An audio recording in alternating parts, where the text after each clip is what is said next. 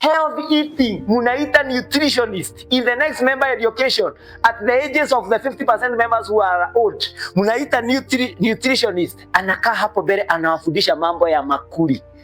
Hii mambo ya kusema mwanaume ni kitabi, hiyo ni ugonjwa. Mwanaume si kitabi, ni ugonjwa. Ndio wako na huko wakicelebrate mediocrity. Wakisema mwanaume ni later on mnachagia, anatoa pesa kwa SACCO ndio akatolewe figo.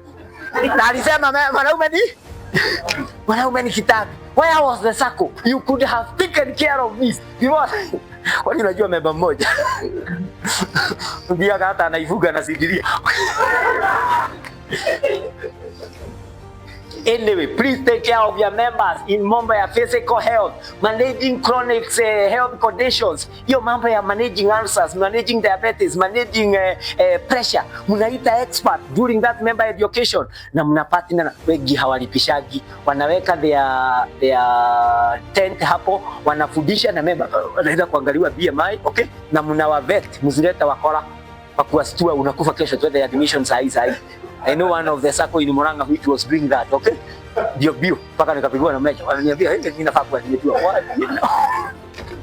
Mzee wako aje. My own dad, one of the SACCOs in Murang'a. Yo chana hawa kona wanakuambia unagojeka. Hebu kimbia uone venye wewe uko healthy. Okay? So, is it important?